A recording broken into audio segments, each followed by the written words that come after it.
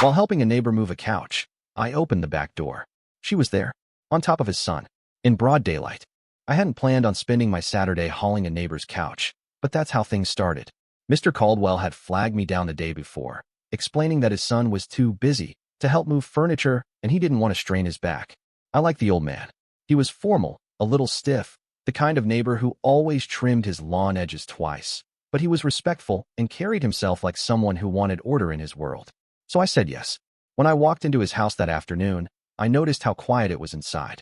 Not the kind of quiet that comes from peace, but the kind that feels heavy, like a church right before a sermon. Family photos lined the walls. Mr. Caldwell with his wife years back, Brent in his high school football uniform, the whole family dressed sharp for Easter service. You didn't even need to be told this man was religious. You could see it in every detail of the home. We wrestled with the couch in the living room. It was a beast, one of those oversized sectional pieces with wooden legs that caught on everything. We had to tilt it, shuffle sideways, then tilt again.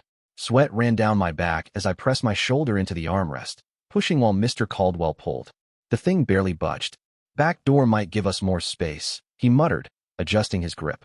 His voice carried that low rumble of command, like he'd spent his life telling people how to do things and expected obedience. I didn't argue. I turned, wedged my shoulder harder under the weight, and reached for the handle of the back door. It creaked open, sunlight spilling across the tiled floor. And then my stomach dropped. Because there, in broad daylight, in the middle of Mr. Caldwell's neatly fenced yard, my girlfriend Leah was straddling his son Brent like it was the most natural thing in the world. I froze, still bent under the weight of the couch, my hand gripping the doorframe. Her hair swung as she moved, her face flushed, her eyes closed. Brent had that smug grin plastered across his face, one hand behind his head like he owned the moment. My entire chest burned, the sound of my own heartbeat louder than the scrape of furniture. Mr. Caldwell was still pulling at his end, not yet seeing what I saw. I dropped my grip on the couch, letting my side crash to the floor with a dull thud. He grumbled something about careful handling, then stepped toward the door to see why I'd stopped. The instant his eyes landed on them, his whole body stiffened. For a moment, he looked carved from stone, his jaw set, his hands trembling as if he wasn't sure whether to cover his face or clench his fists. His son, his own yard, the girl his neighbor had been with for nearly 3 years. Leah gasped when she realized the door was open. She scrambled off Brent, tugging down her skirt in a panic, her face cycling between guilt and fear. Brent, on the other hand, just sat up with that arrogant tilt of his chin, squinting at us like we were intruding on his private moment. The silence cracked when my own voice came out louder than I intended. "What the hell is this?" My shout echoed through the yard. A dog barked somewhere down the street. A curtain twitched in the neighbor's window. Leah opened her mouth, stammered something incoherent, then shut it again, her hands still tugging nervously at her clothes. Brent smirked, actually smirked, and leaned back on his elbows like I was just another inconvenience. Mr. Caldwell's face turned red. He didn't yell right away, which somehow made it worse. He inhaled sharply, fists trembling, then turned his gaze on Brent with the weight of a judge delivering sentence. "You dare," he said, his voice low, shaking with restrained fury. "You dare bring this shame into my house, in my yard, in front of my guest." That was when the shouting truly began. Leah tried to step toward me, babbling excuses, but I shoved her back without touching her, just a forceful wave of my arm. I couldn't even process words properly, just raw betrayal boiling up into rage. I turned on Brent, who stood lazily, brushing grass from his jeans. He didn't look ashamed. If anything, he looked amused, like this wasn't the first time, like it wouldn't be the last. I lunged forward, grabbing him by the shirt front and slamming him against the wooden fence. His smirk finally faltered when his head thudded against the slats. "You think this is funny?" I snarled, my breath hot against his face. "You think I'm some kind of joke to you?" Brent shoved me back, and for a second it looked like fists would fly. But Mr. Caldwell stepped between us with surprising speed for a man his age, his arms outstretched like he was separating wild animals. His eyes were fixed on Brent, though not me. "You bring disgrace under my roof again, and you will no longer be welcome here," he spat. His words came with a weight that told me this wasn't the first time Brent had crossed him. His tone wasn't shock, it was exhaustion, the sound of a man who had defended his son too many times already. Leah sobbed, reaching for me again, but I turned and shoved open the gate. I couldn't stand another second of the sight. My vision blurred with fury as I stormed out onto the street. Behind me, the shouting continued, Mr. Caldwell's voice roaring in righteous indignation, Leah crying, Brent muttering something defiant. As I walked down the block, Neighbors peeked through blinds. They had heard. They had seen. The scandal wasn't going to stay confined to that backyard. My phone buzzed in my pocket. I didn't even need to check. Leah, no doubt, already spinning her lies, desperate to explain. I ignored it. My mind wasn't on her words. It was on Brent's face. That smug, fearless smirk. The way he looked at me like I was nothing. The way his own father's anger barely dented his arrogance. And deeper still, my mind stuck on Mr. Caldwell's words. Again, this wasn't just about me. This wasn't just a betrayal between lovers. This was a family rot, one that had been festering behind those neatly trimmed hedges and polished windows for years. Leah was just another symptom. Brent had been dragging his father's name through the mud long before I came into the picture. And in that moment, walking away with my fists still clenched, I realized something chilling. This wasn't over. Not even close. Leah thought she had broken me. Brent thought he had humiliated me. But I had just stumbled into a story much bigger than their little backyard affair. A story of control, reputation, and a son who seemed intent on destroying everything his father had built. I didn't know how yet, but I wasn't just going to walk away. I didn't answer Leah's first call, or her second, or the string of them that followed in the next hour. By the time I reached my apartment, the screen was lit up with her name, the call log like a broken record, each ring an attempt to rewrite what I'd seen with my own eyes. I left the phone buzzing on the counter. I poured myself a glass of water, my hands still trembling. Every time I shut my eyes, I saw Brent's smirk. Not Leah's face, though that cut deeper than I wanted to admit, but Brent's casual arrogance, as if humiliating me in broad daylight was entertainment. The first knock on my door came 15 minutes later. I ignored it. The second one, harder, louder, was followed by her voice. "Damien, please. Just let me in." Neighbors would hear. That was her tactic. Public performance, banking on my politeness, on my reluctance to let everyone see me as the man who refused his own girlfriend entry. I clenched my fists. I wasn't going to give her that power. The pounding continued, mixed with her muffled pleas, until finally I wrenched open the door. She stumbled in, mascara smudged, hair a mess, her hands reaching for me like contact alone could erase betrayal. "It wasn't what it looked like," she blurted. The line was so tired, so insulting, I laughed bitterly. In broad daylight, my voice came out colder than I expected. On the grass of the man whose couch I was carrying, she broke down, sobbing, spinning words about mistakes, pressure, confusion. I let her talk until the performance began to bore me. Then I pointed to the door. "You're not welcome here anymore." The shock on her face was almost comical. She had expected shouting, maybe even violence, but not calm dismissal. Not me stripping away her stage. I guided her back into the hallway and shut the door behind her. For the next hour, I listened to her cry, plead, threaten, then finally stomp away. When silence returned, it was almost worse. Because silence meant the storm was brewing elsewhere. And I was right. By Sunday, whispers had started. I went out to grab groceries, and two women paused their conversation as I walked past. They pretended to study fruit, but I caught snippets. Leah, backyard. Brent Caldwell. The gossip wasn't just about me being cheated on. It was about the Caldwells. Everyone knew Mr. Caldwell's standing in the church, his reputation for stern morality. His son caught fooling around with his neighbor's girlfriend in broad daylight wasn't just a scandal. It was humiliation for the whole family. Mr. Caldwell himself avoided me the next time we crossed paths. He nodded stiffly from his porch, but didn't speak. His eyes, though, were dark, burdened. He was a man struggling to keep his world from collapsing under whispers he couldn't control. But Brent thrived on it. I heard from a friend who worked at the local bar that Brent had been in over the weekend, boasting, loud enough that patrons turned their heads. He'd laughed about me. Damien caught me with his girl and couldn't handle it. He painted himself as the conqueror, me as the fool. That was when something shifted inside me. Until then, I had thought of Leah as the heart of the betrayal. But hearing Brent twist the knife publicly, I realized she was almost incidental. A pawn. He had humiliated me not because he loved her, but because he wanted to prove he could take what was mine, flaunt it, and laugh while doing so. Leah, for her part, tried to claw her way back. She sent long messages, paragraphs of apologies, claiming Brent had pressured her, claiming she didn't know what she was doing. But her tone changed when she realized I wasn't taking the bait. By midweek, her pleas turned into threats. If I didn't forgive her, she'd make sure everyone knew my secrets. The trouble was, I didn't have any worth exploiting. She was flailing, desperate to salvage something, anything. And I wasn't even angry anymore. I was calculating. On Thursday evening, I drove past the Caldwell house. Brent's car wasn't there, but Mr. Caldwell's old sedan was parked neatly in the driveway. I pulled over, pretending to check something on my phone, and watched as Mr. Caldwell walked down the path to fetch his mail.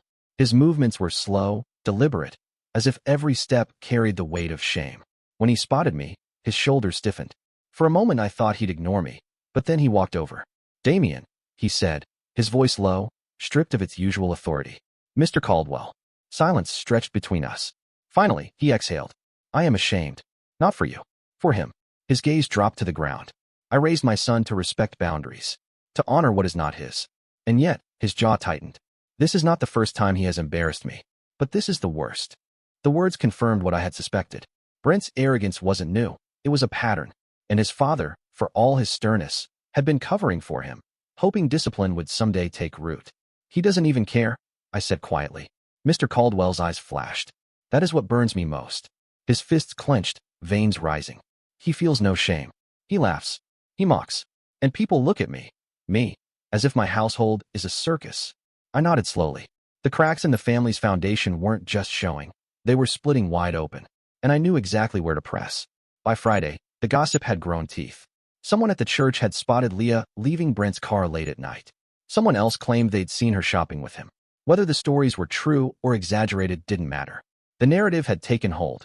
Brent Caldwell had stolen his neighbor's girlfriend and flaunted it without remorse. Mr. Caldwell's reputation, built on decades of sermons about morality, discipline, and respect, was unraveling. And the irony was brutal. His son wasn't just destroying his own name. He was dragging his father's with him. Brent, meanwhile, acted untouchable. He strutted around town, his arrogance now fueled by infamy. To him, the scandal was power. Every whisper, every sideways glance, fed his ego.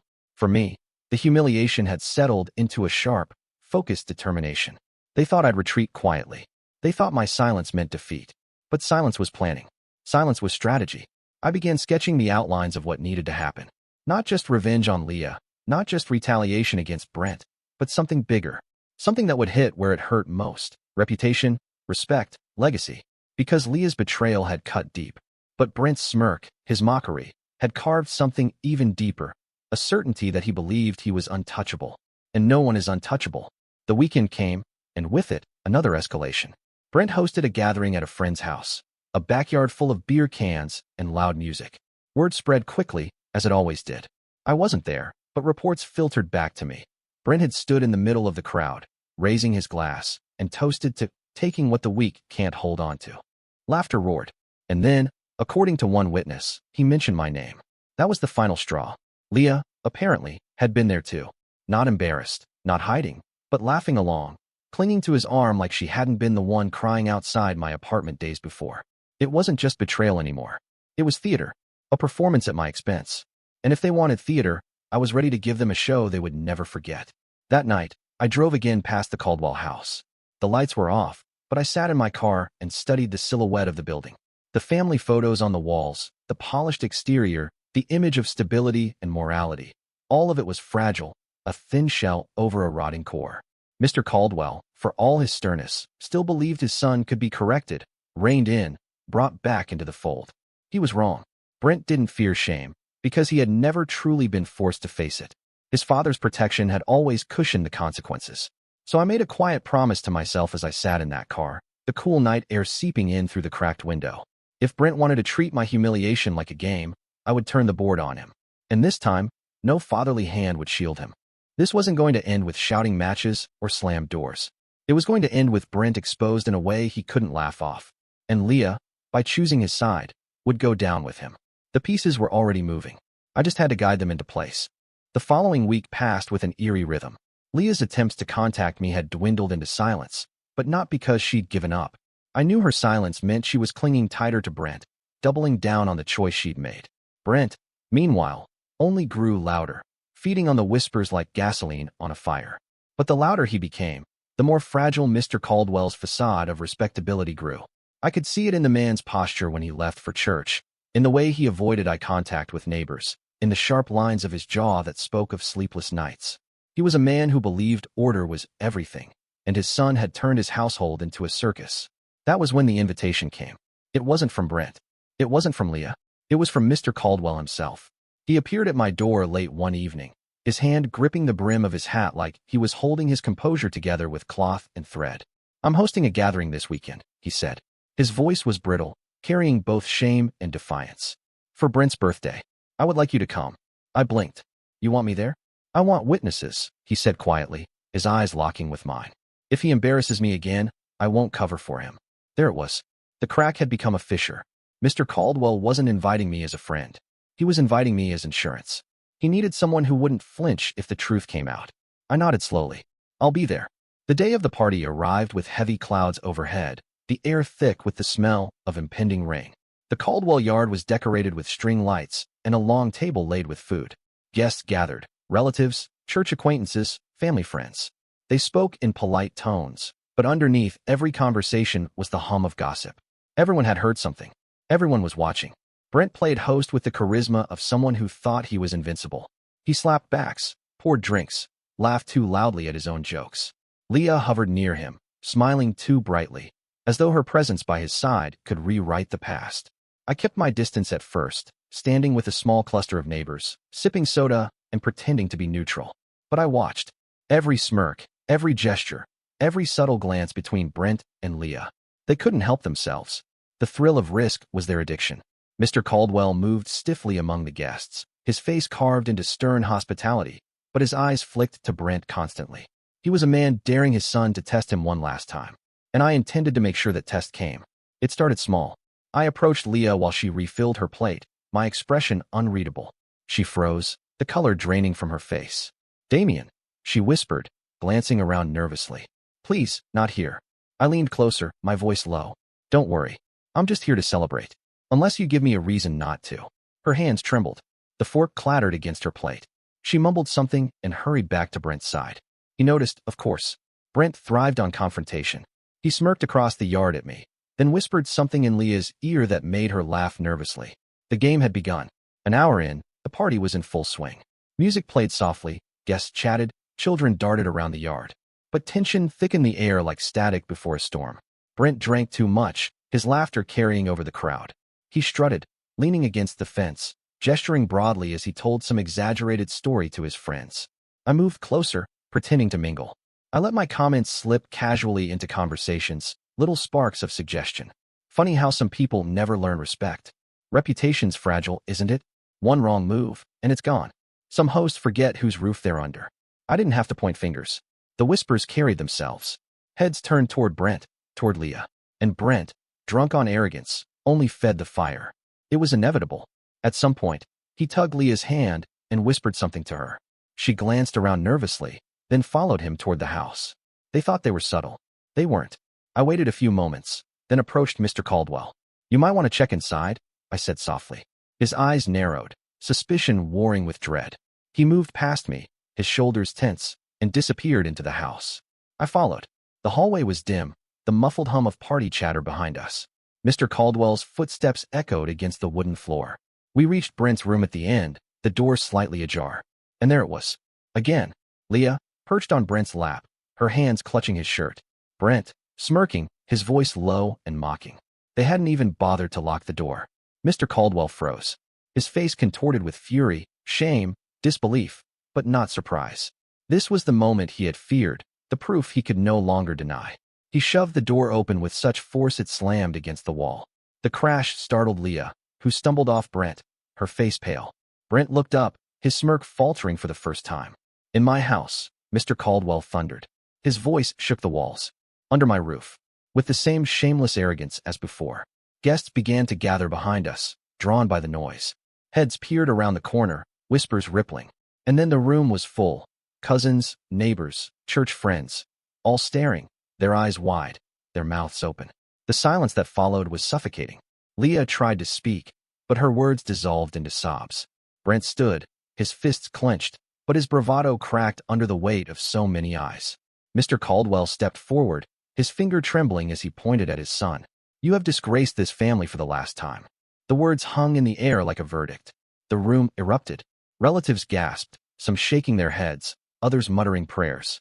Friends exchanged looks, their suspicions confirmed. A woman at the back whispered, in front of everyone, her tone dripping with disdain. Leah crumpled, covering her face with her hands. Brent tried to laugh it off, muttering something about privacy, but no one believed him. The smirk was gone, replaced by the twitching jaw of a man who realized too late that his safety net had vanished. Mr. Caldwell's voice cut through the chaos. Out. Both of you. Out of my house. Out of my sight. Leah sobbed harder, begging, but Brent just stood frozen, his arrogance shattered. Finally, he shoved past the crowd and stormed into the night. Leah stumbled after him, humiliated, her sobs echoing down the hallway. The guests lingered, whispering, exchanging looks of pity for Mr. Caldwell, of disgust for Brent and Leah. The house that once symbolized order now stood as a monument to disgrace. And I stood at the back, silent, watching the scene I had orchestrated unfold. Not a word spoken, not a hand raised, but every move nudged carefully into place. Brent had wanted theater. He had it. But this time, the performance ended with his mask ripped away. When the crowd dispersed, Mr. Caldwell remained in the hallway, his shoulders slumped, his breathing heavy. For a moment, he looked older than I had ever seen him. Thank you, he whispered hoarsely, though his eyes never met mine. I nodded. Words weren't necessary, because we both knew this wasn't just about me anymore. It was about a father finally seeing the monster he had shielded too long, and a son realizing that arrogance cannot protect you when the curtain finally falls. That night, as I drove home, the image burned into my mind wasn't Leah crying or Brent storming out. It was the look on Mr. Caldwell's face, the moment he finally broke. And I knew part 3 wasn't the end. It was the fracture before the collapse. The real consequences were still to come. After that night, the Caldwell household was never the same. The string lights from Brent's birthday party were still dangling in the yard the next morning, but they looked like decorations left after a funeral. Mr. Caldwell's car sat motionless in the driveway, while Brent's truck was gone. The air around the neighborhood carried a strange silence, as if everyone was waiting to see what the old man would do next. The whispers, however, didn't wait. By Sunday, the entire congregation knew. Brent Caldwell and Leah, my Leah, had been caught in his room during his own birthday party, with half the church present to witness it. The whispers weren't whispers anymore. They were discussions in daylight, traded openly in the pews, muttered after sermons, dissected over Sunday lunches. For a man like Mr. Caldwell, whose entire life was built on reputation, discipline, and religious authority, it was a public crucifixion. And unlike the quiet mistakes of his son's past, bar fights, drunk driving, whispered affairs with girls who eventually left town, this one couldn't be covered up. Too many witnesses, too many mouths ready to repeat it. I watched it unfold from a distance. And I'll admit, there was satisfaction in it. Not joy, not relief, just the grim satisfaction of seeing arrogance meet its own end. Leah's collapse came quickly. She showed up at my apartment again 3 days later, her face pale, her eyes bloodshot. Gone was the carefully painted mask of charm she wore at the party. Now she looked desperate, stripped bare. Damien, she begged through the crack in the door. Please, just listen. He's turned on me. Brent's not who I thought he was. He won't answer my calls. He told me to leave him alone. I leaned against the doorframe, studying her. For the first time, I realized she wasn't even humiliated by what she'd done. She was humiliated by being abandoned. You made your choice, I said evenly. Tears spilled down her face. She tried to step closer, but I blocked her path. She wasn't welcome anymore, not here, not in my life. She had gambled on Brent's arrogance and lost. That was the last time I saw her at my door. Brent, however, didn't go quietly. For a week, he swaggered through town, pretending nothing had changed. He laughed with friends, claimed the scandal was exaggerated, painted himself as the victim of gossip. But arrogance is a fragile armor, and it cracks under pressure. His father stopped speaking to him entirely. He was locked out of the house. Rumors spread that his father had threatened to cut him out of his will if he didn't clean up his life. Then came the fight. I wasn't there, but I heard about it from 3 different people. Brent had shown up at a bar, drunk and belligerent, mouthing off about me. He called me weak, called me pathetic, claimed Leah had begged for him. A man who barely knew me finally snapped and told him to shut his mouth. Brent threw the first punch. He lost. He walked out of that bar with a black eye, blood on his shirt, and not a single friend left on his side. For the first time, the smirk was gone. Mr. Caldwell, meanwhile, doubled down on his righteousness. At church the following Sunday, he stood in front of the congregation and made a speech that sent chills through the pews. My son has brought shame to my household, he said, his voice heavy but steady. And as his father, I will not cover his sins any longer. Discipline has failed. Protection has failed. If he continues down this road, he will walk it alone. The room was silent when he finished. It wasn't just a condemnation. It was a public cutting off, a declaration that Brent no longer carried the protection of his father's name. For a man like Mr. Caldwell, it was the ultimate punishment. For Brent, it was exile. Leah drifted in the weeks that followed.